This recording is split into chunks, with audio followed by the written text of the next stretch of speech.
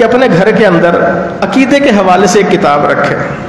تقویۃ الایمان بھی ہو سکتی ہے، امام محمد بن عبد الوہاب رحمہ اللہ کی کتاب التوحید بھی ہو سکتی ہے، باران توحید، اس طرح کی بے شمار کتابیں موجود ہیں مارکیٹ کے اندر. ایک کتاب اپنے پاس رکھیں اور اس کتاب کو پڑھیں، یاد کریں.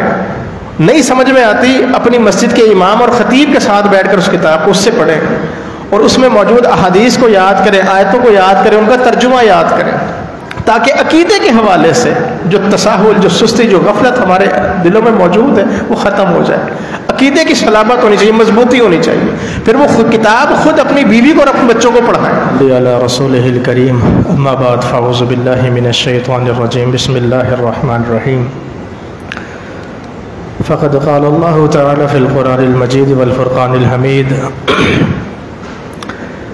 یا ایہا الذین آمنوا قوا انفسکم واہلیکم نارا وقودها الناس والحجارة عليها ملائكة غلاظ شداد لا يعصون الله ما أمرهم ويفعلون ما يؤمرون. ہر قسم کی حمد و ثنا، بزرگی، بڑائی، کبریائی اللہ وحدہ لا شریک کے لیے ہے، اور درود و سلام ہو افضل الملائک، اکرم الخلائق، ساقی کوثر، شافی محشر، احمد مجتبیٰ محمد مصطفیٰ صلی اللہ علیہ وآلہ وسلم کی ذات پر، کہ جس کے ذریعے سے اللہ رب العزت نے اہل کائنات کی ہدایت کا بندوبست فرمایا. الحمدللہ تربیتی اور اصلاحی دوسرا اجتماع مرکزی جمعیت اہل حدیث کراچی زون 2 کے زیر اہتمام منعقد ہوا ہے، اور انشاءاللہ آپ جید علماء کرام کی گفتگو سماعت فرمائیں گے.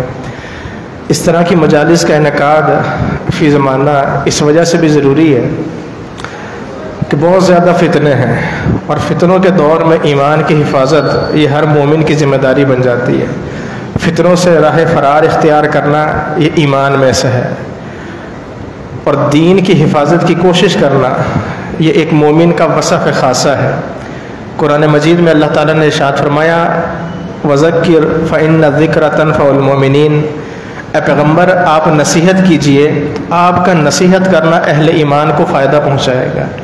کہ جس بندے کے دل کے اندر وہ اس کے دل میں جگہ کرے گی، وہ اس آواز پر لبیک کہے گا، اور ہر اس آواز سے، ہر اس مجلس سے وہ اپنے دامن کو بچائے گا جو اس کو اللہ اور اس کے رسول سے، اس کے دین سے دور کر دیتی ہے، جنت سے دور کر دیتی ہے اور جہنم کے قریب کر دیتی ہے.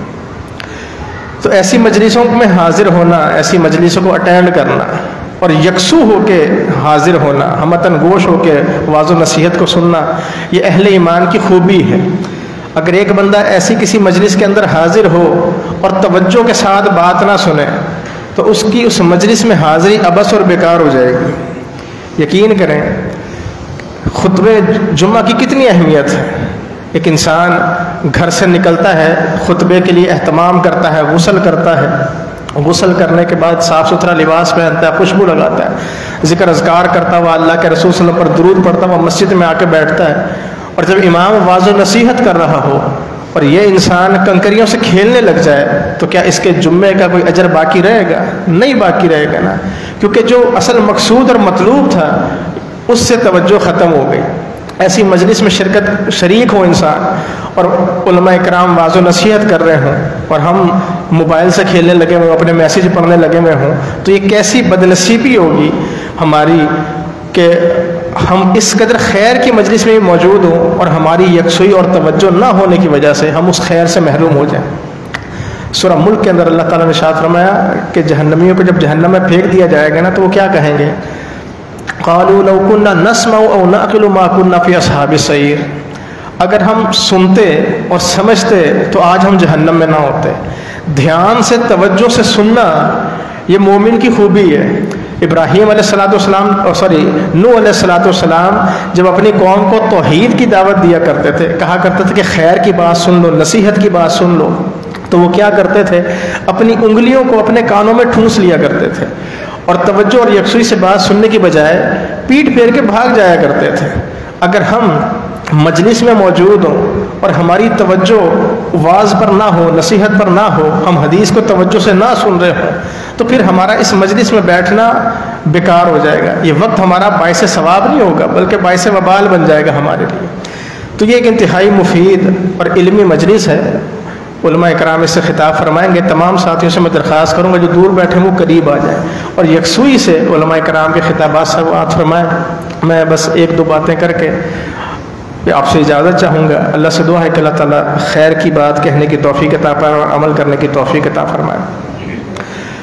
سورہ تحریم کی آیت مبارکہ میں نے احباب کے سامنے پڑھی جس میں اللہ تعالیٰ نے مجھے آپ کو ہم سب کو ہماری ایک ذمہ داری یاد دلائی. وہ کیا؟ یا ایھا الذین آمنوا قوا انفسکم واہلیکم نارا. اے ایمان والو اپنے آپ کو بھی جہنم کی آگ سے بچاؤ اور اپنے اہل عیال کو بھی جہنم کی آگ سے بچاؤ. وقودھا الناس والحجارہ، وہ جہنم کہ جس کا ایندھن لوگ اور پتھر ہوں گے.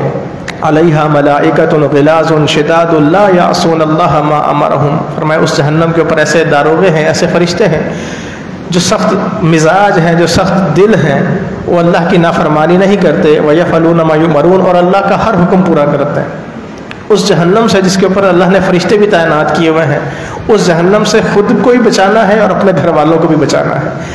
محض اپنی کامیابی کوئی کامیابی نہیں، گھر والوں کو محض خود دین پر عمل کرنا یہ کوئی کامیابی نہیں. اپنے اہل و عیال کو، اپنے گھر والوں کو دیندار بنانا یہی حقیقی کامیابی ہے. یہ میری بھی ذمہ داری ہے، آپ کی ذمہ داری ہے، ہم سب کی یہ ذمہ داری ہے. اور ہماری ایک بہت بڑی تعداد اس حوالے سے غفلت کا شکار ہے. ہم خود تو نماز پڑھتے ہیں، ہماری بیوی نماز پڑھے یا نہ پڑھے، ہمارے بچے نماز پڑھیں یا نہ پڑھیں، ہمارے ماتحت لوگ نماز پڑھیں یا نہ پڑھیں، ہم خود تو دعوت و تبلیغ کا کام کرتے ہیں، لیکن ہم سے منسلک افراد یہ کام کریں یا نہ کریں ہمیں کوئی فرق نہیں پڑتا. لیکن فرق پڑنا چاہیے، کیونکہ اگر ہم صرف خود نیکی کریں اور دوسروں کو نیکی کا حکم نہ دیں یا اپنے ساتھ جڑے ہوئے لوگوں کو اس کام پر نہ ابھاریں تو یقیناً ہم اپنی اس ذمہ داری کو ادا نہیں کر رہے جس ذمہ داری کا حکم اللہ تعالیٰ نے ہمیں اس آیت مبارکہ کے اندر دیا ہے. اور صحیح بخاری کی ایک حدیث کے اندر نبی مکرم علیہ الصلوۃ والسلام نے اس ذمہ داری کو ادا نہ کرنے والے کے متعلق بڑی وعید بیان کی کہ اس سے پوچھا جائے گا کہ آپ نے یہ ذمہ داری کیوں نہیں ادا کی. صحیح بخاری کے اندر حدیث ہے کہ ان عبداللہ ابن عمر رضی اللہ عنہما ان النبی صلی اللہ علیہ وسلم قال الا کلکم راع وکلکم مسئول عن رعیتہ. آپ نے فرمایا خبردار متنبہ ہو جاؤ، تم میں سے ہر شخص نگہبان ہے اور اس سے اس کی رعیت کے بارے میں، ماتحت افراد کے بارے میں پوچھا جائے گا، سوال کیا جائے گا. فامام الذی علی الناس راع وهو مسئول عن رعیتہ. فرمایا حکمران یہ لوگوں کے اوپر نگہبان ہے اور حکمرانوں سے ان کے ماتحتوں کے بارے میں پوچھا جائے گا کہ انہوں نے اپنے ماتحت افراد کے ساتھ کیسا معاملہ کیا. ہمارا معاملہ کیا ہے کہ ہم اس معاشرے میں موجود ہر بگاڑ کے نسبت حکمرانوں کی طرف کرتے ہیں. ہمارے پسندیدہ حکمران ہو، ہماری پسندیدہ جماعت کی حکومت ہو یا ناپسندیدہ جماعت کی حکومت ہو، ہم ہر بگاڑ کے نسبت اس کی طرف کرتے ہیں کہ یہ سیدھے ہو جائیں تو سب کچھ سیدھا ہو جائے گا. کسی حد تک وہ بھی اس مسئلے میں ذمہ دار ہے، لیکن ایک ذمہ داری میری اور آپ کی بنتی ہے، ایسے ماحول پیدا کرنا، ایسا ماحول بنا دینا کہ جس میں دین پر عمل ہوتا تھا، اس میں نمک کم ہو جاتا تھا تو تو بڑا واویلا کیا کرتا تھا اور گھر میں بتایا کرتا تھا کہ میں قوام ہوں، میرا اقتدار ہے، میرا اختیار ہے، اس گھر کا بڑا میں ہوں، میری مرضی کا سالن پکے گا. لیکن اس گھر میں تو اپنی نافرمانی برداشت نہیں کرتا تھا اور تیرے گھر میں تیرے رب کی نافرمانی ہوتی تھی، تو کیسے برداشت کرتا رہا؟ تیری بیوی تیرے رب کی نافرمان تھی، تیری اولاد تیرے رب کی نافرمان تھی، تو کیسے برداشت کرتا رہا؟ تو بحیثیت سربراہ، بحیثیت سرپرست مجھ سے پوچھا جائے گا کہ میری بیوی کا رویہ کیسا تھا، میری بیوی کی دینداری کے لیے، اس کی تعلیم اور تربیت کے لیے میں نے کوئی اہتمام کیا کہ نہیں کیا، اپنی اولاد کی دینی تربیت کے لیے میں نے کوئی اہتمام کیا کہ نہیں کیا. اور اسی طریقے سے نبی مکرم نے ارشاد فرمایا کہ وَالْمَرْأَةُ رَاعِيَةٌ فِي أَهْلِ بَيْتِ زَوْجِهَا وَوَلَدِهِ، کہ بیوی اپنے شوہر کے گھر کی نگہبان ہے اور اس سے اس کی رعیت کے بارے میں اور اس کی اولاد کے بارے میں پوچھا جائے گا کہ شوہر کی غیر موجودگی میں اس کے مال کو ضائع تو نہیں کیا، شوہر کی غیر موجودگی میں اپنی پاک دامنی کا خیال رکھا کہ نہیں خیال کیا، اور اس کی اولاد جو ایک امانت کے طور پر اس کے پاس موجود تھی اس نے اس کو ضائع تو نہیں کر دیا. عورتوں سے بھی پوچھا جائے گا. اور اس آیت مبارکہ کہ قوا انفسکم واہلیکم نارا کے ضمن میں مفسرین نے یہ بات لکھی کہ کیسے بچایا جائے گا جہنم کی آگ سے. فرمایا علموہم وادبوہم، ان کو تعلیم اور تربیت دے کر جہنم کی آگ سے بچایا جائے گا. تو اپنی اولاد اور اپنی بیوی کی تعلیم اور تربیت کے لیے کوشش کرنے کی ضرورت ہے. ہماری تعلیم ہم جب بچوں کو دلانا شروع کرتے ہیں تو اس کا آغاز کہاں سے ہوتا ہے؟ A for apple, B for ball, C for cat, D for dog. ہماری تعلیم یہاں سے شروع ہوتی ہے. صحیح بخاری کے اندر تعلیم کا آغاز کہاں سے ہونا چاہیے؟ امام بخاری رحمہ اللہ نے بتایا کہ العلم قبل القول والعمل، انسان کوئی بات کہے، انسان کوئی عمل کرے، اس سے پہلے اس کو اس کے بارے میں پتہ ہونا چاہیے. اور دلیل دی کہ فَعْلَمْ أَنَّهُ لَا إِلَهَ إِلَّا اللَّهُ، جان لے کہ اللہ کے علاوہ کوئی معبود نہیں.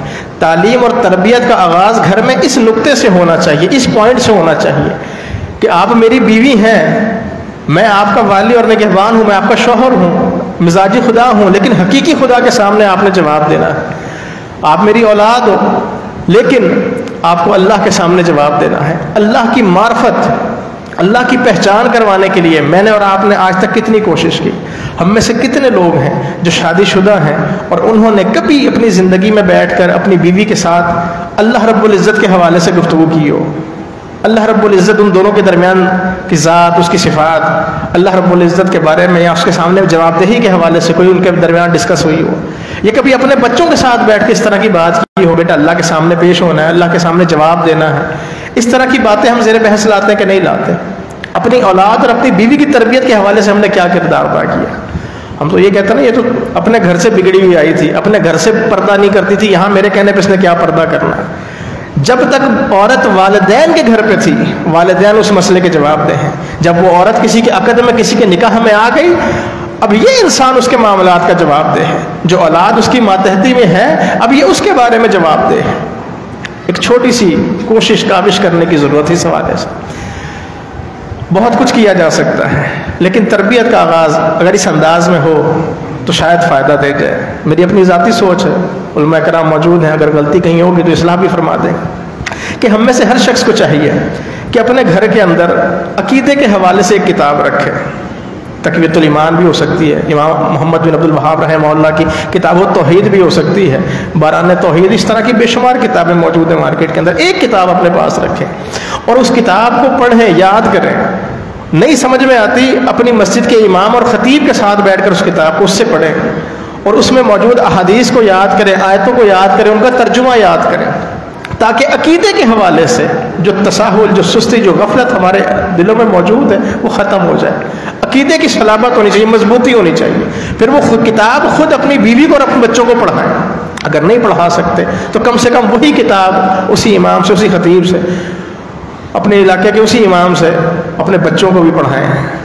بیوی کے لیے بھی اس بات کا اہتمام کریں تاکہ عقیدے کے حوالے سے ایک مضبوطی کا معاملہ پیدا ہو. اور سیرت کے حوالے سے جناب محمد رسول اللہ صلی اللہ علیہ وسلم، اللہ کی نعمت، اللہ کا احسان ہے، لیکن ہمیں نبی کریم صلی اللہ علیہ وسلم کی معرفت ہی حاصل نہیں. سیرت کے حوالے سے بھی ایک کتاب لے لیں، کوئی ایک کتاب. زاد المعاد ہے، الرحیق المختوم ہے، اور بے شمار کتابیں ہیں. ان کتابوں کو لے لیں. ریاض الصالحین ہے، ان کتابوں کو لے لیں. کسی ایک کتاب کو پڑھیں، اپنی زندگی میں لازمی پڑھیں. اور کم سے کم اور کچھ نہیں تو اس کے ساتھ سورہ حجرات ترجمے کے ساتھ زبانی ہر مسلمان کو یاد ہونی چاہیے. اخلاقیات کا معاملہ بہتر ہو، عقیدے کا معاملہ بہتر ہو، جناب محمد رسول اللہ صلی اللہ علیہ وسلم کی معرفت ہو، تو ان چیزوں کو کرنے کی وجہ سے شاید معاشرے کے اندر جو بگاڑ ہے وہ ختم ہو سکتا ہے. لیکن اگر ہم نے اپنی ذمہ داری ادا نہ کی اور ہم اسی طریقے سے غفلت کی چادر اوڑے رہے تو یقین کریں کہ ہم کبھی کامیاب نہیں ہو سکتے. اپنے بچوں کو توجہ دلانے کی ضرورت ہے، احساس ذمہ داری پیدا کرنے کی ضرورت ہے. وہ کیا؟ 3 سوال ہے جس کی تیاری ہم سب نے کرنی ہے، جس کے بارے میں ہم سب سے پوچھا جائے گا. کوئی بھی شخص جب قبر میں رکھ دیا جائے گا، اتار دیا جائے گا، اس سے 3 باتیں پوچھی جائیں گی. من ربو کا، تیرا رب کون ہے؟ ما دینو کا، تیرا دین کیا ہے؟ من نبیوں کا، تیرا نبی کون ہے؟ یا ما تقول فی ھذا الرجل، آپ اس شخص کے بارے میں کیا کہتے ہیں جو یہاں موجود ہے؟ یہ باتیں پوچھی جائیں گی نا. اور ہم میں سے ہر شخص کو یہ پتہ ہے کہ ان 3 سوالوں کا جواب ہم نے دینا ہے، لیکن ان 3 سوالوں کے جواب کے لیے ہم نے تیاری کیا کی ہے؟ حدیث میں آتا ہے کہ نبی مکرم نے ارشاد فرمایا کہ جو بندہ ان 3 سوالوں کے جواب دے دے گا، اس سے پوچھا جائے گا کہ آپ کو یہ 3 باتیں کیسے پتہ لگیں؟ وہ کہے گا قرأت کتاب اللہ، میں نے اللہ کی کتاب کی تلاوت کیا کرتا تھا. اور محض تلاوت کرنا، سمجھ کے نہ پڑھنا، ترجمے سے نہ پڑھنا. یقیناً تلاوت کا اپنا اجر و ثواب ہے، لیکن سمجھ کے پڑھنے والا ہی ان باتوں کا جواب دے پائے گا. تو قرآن مجید کو تلاوت کرنا اور سمجھ کے کرنا، یہ ان 3 سوالوں کی جواب کی تیاری کے حوالے سے ہماری معاونت کرے گا، مدد کرے گا. ان 3 سوالوں سے جان نہیں چھوٹ جائے گی، کامیابی اس میں مل جائے گی، لیکن مزید 5 سوال ہیں کہ جس کا جواب دیے بغیر کوئی انسان کامیاب نہیں ہو سکتا۔ جامع ترمذی کے اندر یہ حدیث موجود ہے کہ نبی رحمت علیہ الصلوۃ والسلام نے ارشاد فرمایا کہ لا تزول قدم ابن آدم من عند ربہ حتی یسأل عن خمس، کہ آدم کے بیٹے کے پاؤں اللہ رب العزت کے سامنے سے ہل نہیں پائیں گے جب تک کہ وہ 5 باتوں کا جواب نہیں دے پاتا۔ پوچھا جائے گا ان عمرہ فیما افنا، عمر دی تھی کہاں فنا کر کے آئے، عمر کے متعلق سوال ہوگا۔ اور حدیث میں آتا ہے کہ جس کو اللہ رب العزت نے 60 سال کی عمر دے دی اس کے اوپر حجت تمام ہو گئی، اس کو دولت بھی مل گئی، اس کو شہرت بھی مل گئی، اس کو مال و متاع بھی مل گیا، اولاد بھی مل گئی، اولاد کی اولاد بھی مل گئی، ان کی شادیاں بھی دیکھنی، پوتے پڑپوتے دیکھ لیے، 60 سال کی عمر مل گئی۔ اب بھی اگر اپنی اصلاح پر توجہ نہیں دی تو کب توجہ دو گے؟ 60 سال کی عمر ہو گئی، حجت تمام ہو گئی، اب اللہ رب العزت نے حجت اس کے اوپر پوری کر دی۔ ان عمرہ فیما افنا، پوچھا جائے گا عمر کہاں فنا کر کے آئے ہو۔ ان شبابہ فیما ابلا، جوانی کہاں بوسیدہ کی، یہ پوچھا جائے گا، اس کے بارے میں سوال کیا جائے گا۔ یہ پیک آورز ہیں اپنی زندگی کے، کہ جو بہترین وقت تھا زندگی کا اس کو کہاں پہ لگایا، اس کے بارے میں پوچھا جائے گا۔ اور پھر حدیث میں آتا ہے کہ نبی مکرم علیہ الصلوۃ والسلام نے ارشاد فرمایا کہ بندے سے یہ بھی پوچھا جائے گا ان مالہ من این اکتسب وفیما انفق، کہ مال آپ نے کمایا کہاں سے تھا اور خرچ کہاں پہ کیا۔ ہم تو یہی سمجھتے ہیں نا کہ جی میں نے پیسہ کما لیا اب میں جہاں چاہے جیسے چاہے اس کو خرچ کروں، نہیں، کیسے کمایا یہ بھی پوچھا جائے گا، اور کس انداز میں خرچ کیا اس کے بارے میں بھی سوال کیا جائے گا۔ ان سوالوں کے جواب تیار کرنے کی ضرورت ہے، اور انتہائی اہم اور سب سے مشکل سوال، سارے سوال ہی مشکل ہے، کوئی سوال آسان نہیں، لیکن سب سے مشکل سوال وہ کیا ہوگا؟ ان علمہ فیما عمل ما علم، انسان سے اس کے علم کے بارے میں پوچھا جائے گا کہ اس نے اپنے علم کے اوپر کتنا عمل کیا۔ یہ سب سے مشکل سوال ہے، سب سے مشکل سوال۔ اس کی وجہ کیا ہے کہ ہم میں سے ہر شخص، اور کوئی بات جانے نہ جانے، ہر شخص یہ بات جانتا ہے کہ دن رات میں اللہ تعالیٰ نے ایک مسلمان پر 5 نمازیں فرض کی، اور اگر انہی میں ہم ناکام ہو گئے اور کل قیامت کے دن سب سے پہلے پوچھا بھی اسی کے بارے میں جائے گا، اور جو اس میں کامیاب